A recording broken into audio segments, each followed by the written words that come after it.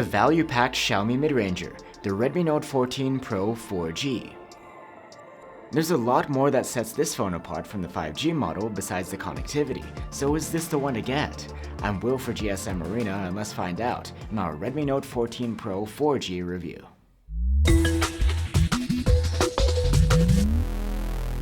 If you're looking at the Pro models of Xiaomi's Redmi Note series, there are 3 tiers to choose from. The Pro 4G, which we're reviewing today, is the least expensive, and then there's the 5G Pro model and the Pro Plus. While the Redmi Note 14 Pro 4G and Redmi Note 14 Pro 5G are almost identical in name, there are quite a few differences between the two. The 4G model we have here has a larger battery than the global 5G model, and a different screen and chipset. Storage is expandable here, on top of the 128, 256, or 512 gigs built in. And you have a headphone jack here too, which the 5G model is missing. However, instead of having IP68 rated ingress protection against water submersion like on the 5G, the Redmi Note 14 Pro 4G is rated lower at IP64 against splashes of water. Xiaomi has preserved pretty much the same design here though. It's curvy and elegant. You can get either a vegan leather or a plastic backing, and we have the plastic one here with a matte, silky finish. Both the back and the front curve into a thin plastic frame. Like I mentioned, the Redmi Note 14 Pro 4G has a different display than the 5G model. It's still a 6.67-inch OLED with a 120Hz refresh rate, but here it has a lower 1080p resolution.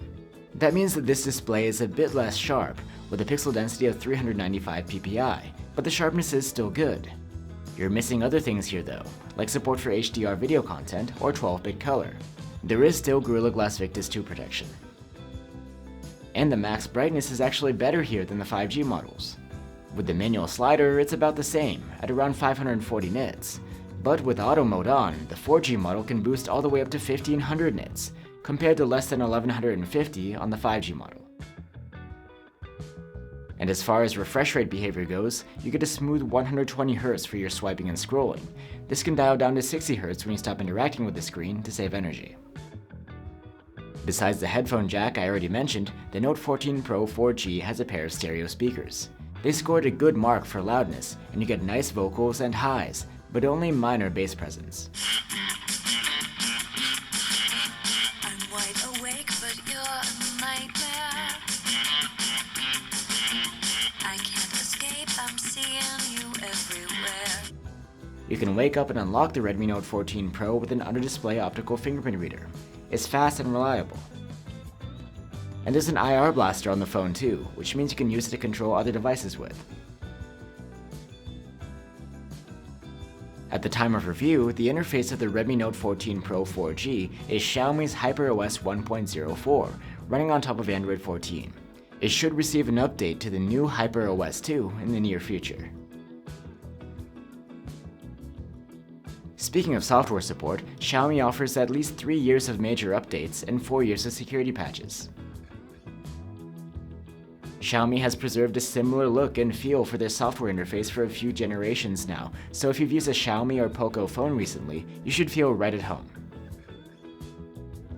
The chipset of the Redmi Note 14 Pro 4G is a MediaTek Helio G100 Ultra. It's a budget chip that is less powerful than the Dimensity 7300 Ultra within the 5G model. In benchmarks, the Note 14 Pro 4G comes in on the lower end of the spectrum for this price range. But while gaming is a bit of a struggle, there's still enough power here for a smooth everyday experience, without hiccups. And as is typical for a mid-range phone with a low-powered chipset, the thermal management is great here, with hardly any throttling. The global Redmi Note 14 Pro 4G has a large 5500 mAh battery, and the phone earned an endurance rating of 12 hours and 7 minutes in our tests. That's solid battery life, but not spectacular. There's support for 45-watt charging here, and the charger is bundled with the phone. With it, we were able to charge from 0 to 42% in half an hour, and a full charge took an hour and 21 minutes. Nothing too speedy. Similar to the 5G Note 14 Pro, the 4G model has 3 cameras on the back, a 200-megapixel main cam, an 8-megapixel ultra-wide, and a 2-megapixel macro camera.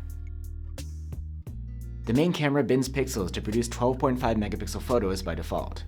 These are decent overall, with a good amount of detail and nice colors.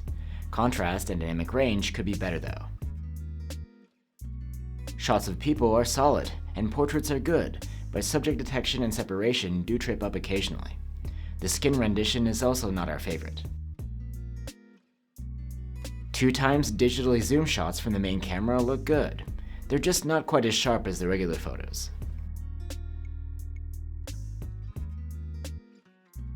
With the help of automatic night mode processing, the main cam produces great nighttime photos.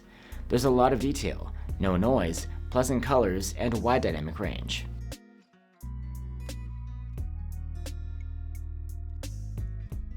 The Note 14 Pro 4G's ultra-wide camera isn't impressive. Detail is about average, contrast is mediocre, and the frame has a lot of noise.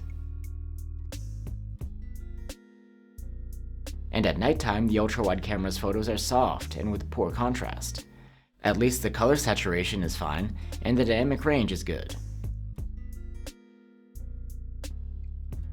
Close-up shots from the dedicated 2-megapixel macro camera are usable, but have plenty of noise and softness. The Redmi Note 14 Pro 4G has a 32-megapixel selfie camera, and selfies come out in the full 32 megapixels. They have okay detail, but facial features look a bit soft from up close, almost like a bit out of focus. Unfortunately, because of its Helio G100 chipset, the phone is limited to 1080p video capture. The Full HD videos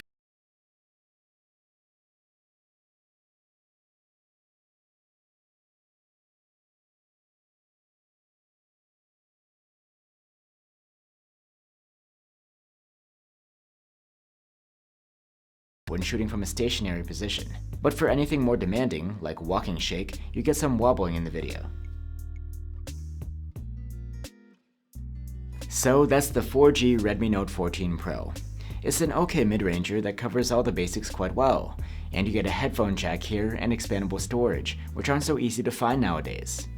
But there are definitely quite a few cuts here compared to the 5G model, and at launch the Note 14 Pro 4G isn't even that cheap either. Depending on your needs, you might want to upgrade to the 5G version or shop around for more bang for your buck. Thanks for watching, guys. Here's a link to our review of the Xiaomi Redmi Note 14 Pro 5G. And another nice alternative you can consider is the Samsung Galaxy A55. Let us know what you think, and I'll see you on the next one.